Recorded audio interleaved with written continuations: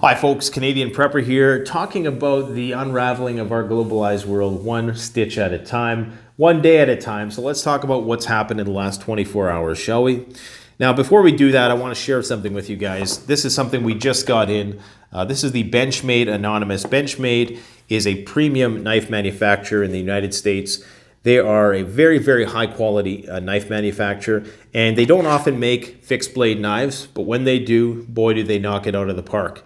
This, in my opinion, is going to be probably my number one fieldcraft knife moving forward for the foreseeable future until something better gets released. It's just a beautiful knife. I'm going to do an actual full-on review. I don't usually do knife reviews, but for this, I am willing to do a knife review. I've been using the Survival Liliapo 1S for some time, but this, I tell you, this probably, well, part of the reason why I don't really promote the Survival Liliapo 1 knife right now is because there's just none being made. Unfortunately, there's supply chain issues. She can't get them made fast enough, and that's why we don't really promote them that explicitly on the channel, because there's no inventory. So what's the point of promoting something when there's no inventory? We did just get some inventory of this. It's just such a superbly well-weighted knife.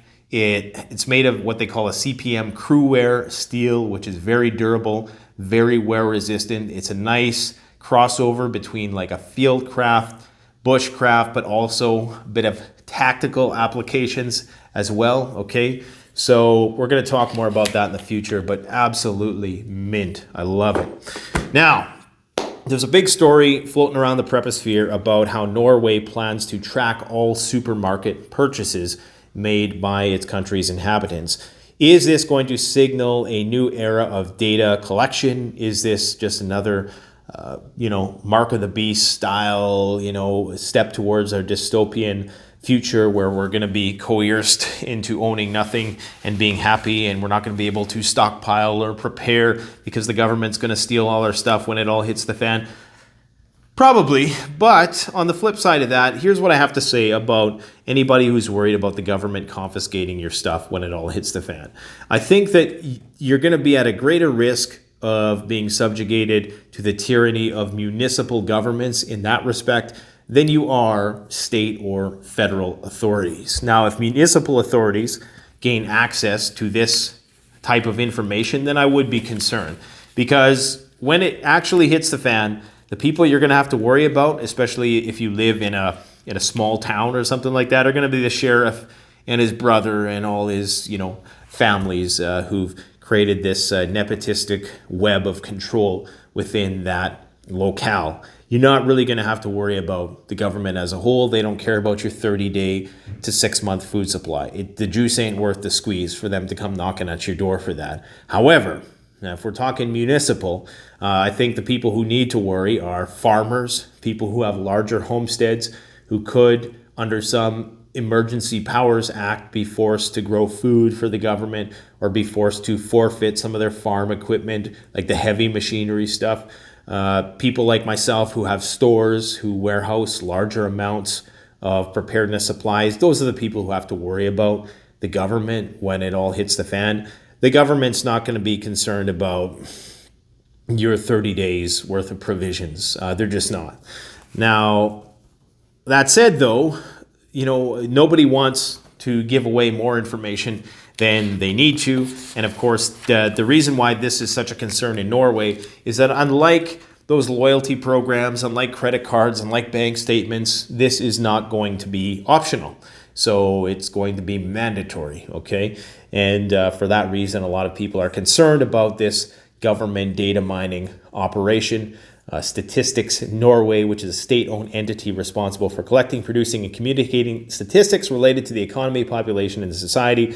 They're the ones who are going to be storing this information. Now, on the good news is that governments are generally quite incompetent. And for that reason, I'm not really too concerned with what they're going to use of this data. I would be more concerned. And in the spirit of the Aldous Huxley and Brave New World, the majority of our rights are going to be forfeited willingly. When you use your phone, when you use GPS, when you use Google Maps, you are giving up your location. Most people give more information on social media than will ever be conceded in a government survey.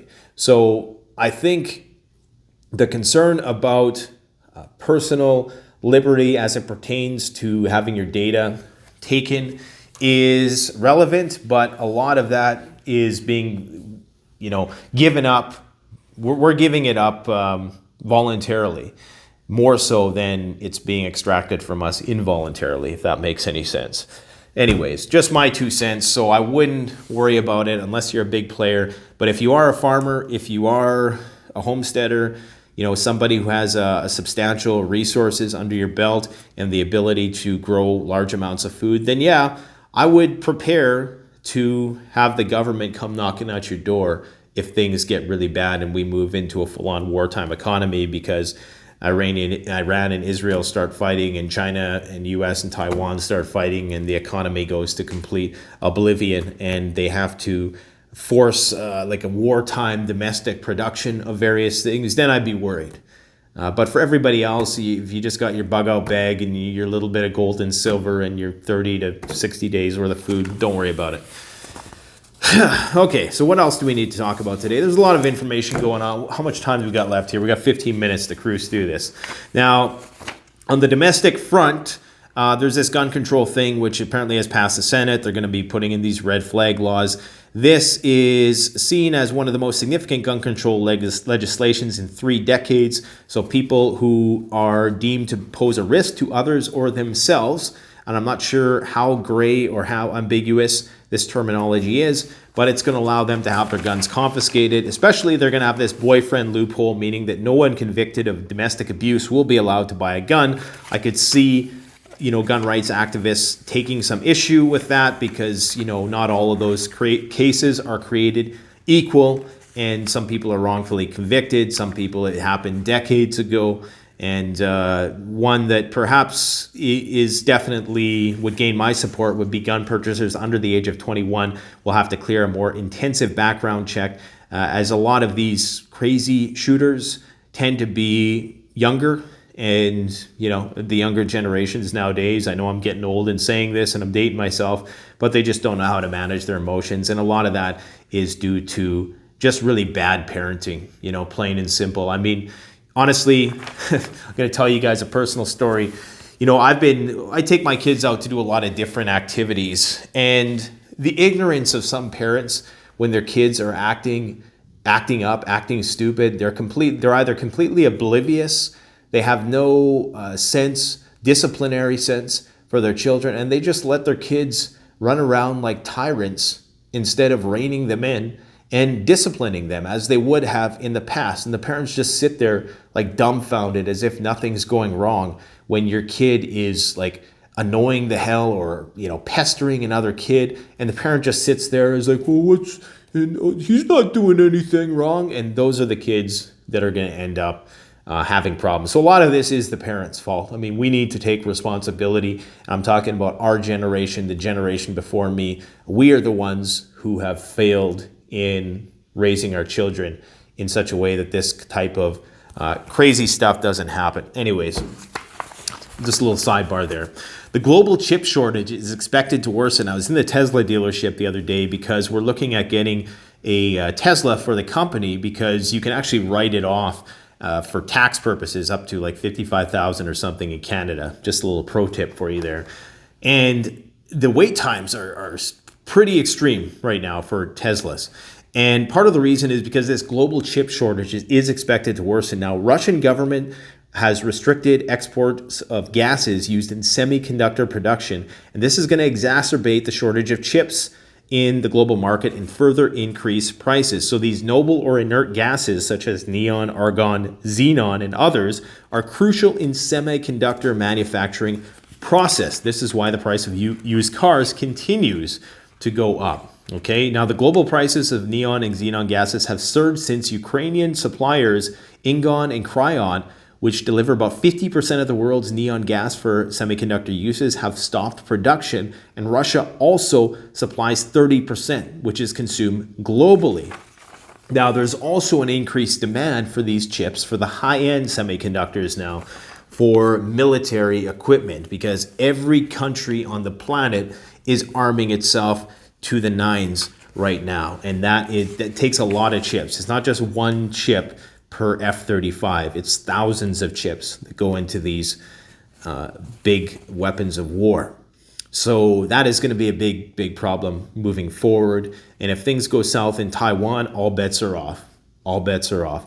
All I can say is that if you can get your hands on a decent solar system now, on a decent wind turbine system, anything that can help you be self-reliant, don't just wait till the panic buying commences, because the next war is on the horizon. Things are flaring up in the Middle East. They're flaring up in a major way in China, and you need to be prepared before it all hits the fan, which it's pretty much destined to at this point. The Russians apparently are burning grain fields in Ukraine amid fears of global famine. This is coming out of Kiev, of course. Yesterday accused Russia of bombing Ukraine's granaries as Putin seeks to starve the country. And this is very reminiscent of a history of the Holodomor, in which Stalin had starved out many Ukrainian and Russians within Ukraine, many places there, in an attempt to get compliance. And this, of course, is one of the contributing factors to how things played out in World War II. So it does seem like, using food or weaponizing food is a factor here. The country is facing massive food shortages and a Russian naval blockade that prevents it from exporting lucrative agricultural products. Of course, the Russians disagree. They say, no, the Ukrainians mined the coast of Odessa. That is why they can't get ships out, because they didn't want us to invade their country, which is probably a legitimate excuse, more or less. But I'm sure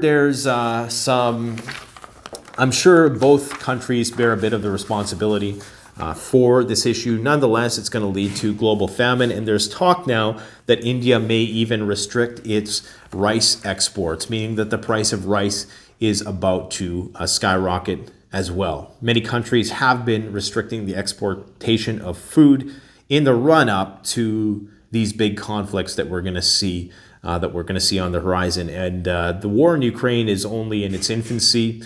Germany is talking about sending in a missile defense system in October. Okay, so they're not going to be delivering the first heavy weapons until later in the year, meaning that this thing is likely not even started yet, from a proxy war perspective. This thing could go on like the Vietnam War went on. Then you have other hotspots within Europe that are setting to flare up, potential flashpoints of activity as well. So in no way, shape, or form, the media might be getting bored of it and might be more concerned with some trivial stories about Hollywood superstars' personal lives. But at the end of the day, this is only in its infancy, and we're only at a higher DEFCON level as the days go by, okay? What else do we need to talk about? Okay, so we switch. Actually, let's stay in Ukraine for a second. Now, the Russians claim that they've destroyed major U.S. and European weapons depots within Ukraine, and they fired cruise missiles to destroy a large U.S. and European weapons munition center in the Ternopil region of Ukraine. The Interfax news agency has reported. So a lot of this stuff, it's getting sent in there, it's getting blown up. But don't count the Ukrainians out yet. On the other hand, the Ukrainian armed forces repulsed Russian attacks on many towns and villages in the Bakhmut front in eastern Ukraine. In the last 24 hours, they claim to have destroyed Russian military equipment and up to 150 Russian occupying soldiers. Ukraine is winning a lot of tactical battles, but overall, in general, from a strategic sense, the Russians are definitely winning. And that's just how it is. And a lot of these channels that have been saying and spewing this nonsense from the start, that stuff is not going to age well. But we've been telling you guys like it is ever since day one. And as I've said repeatedly, we are not a sympathizer for anybody. We just try to look at things objectively on the channel. And we know that governments, whether they want to call themselves the good guys or not, they're always going to lie to us, because it's not in their interest for us, the individuals, be us preppers or otherwise, to have real information about what is going on. It just doesn't. There's propaganda everywhere, and no country is immune to it. Ukraine claims they need about 300 of these multiple launch rocket systems that are supposed to be coming, and they've only received, I think they're only getting 12 committed from between the US and UK combined. They're saying they need 300. to even the battlefield because they have a 15-1 disadvantage when it comes to heavy artillery. And they claim that 90% of their losses are due to the Russian advantage with artillery. So it's likely that they're not going to get that for some time because, of course, this is depleting NATO's inventory of stuff. There's a shortage of stuff right now, and that extends into the military, and a lot of countries are getting worried that their stockpiles are running low, that they're wasting everything on Ukraine. And what's going to happen is Russia, when they do finally take whatever territory they're satisfied in taking, they're actually going to usurp and absorb a lot of the Ukraine's military into their own military. So you're going to have Russian military, which is, Russia is a very large populous country and one of the most populous countries in Europe, 140 million people, plus the Belarusian army, plus all the turncoats in the Ukrainian army. And, that's going to be a formidable fighting force. And once they've taken an area, they're going to be able to redeploy those forces elsewhere. This is why Poland is sweating. This is why Germany is sweating.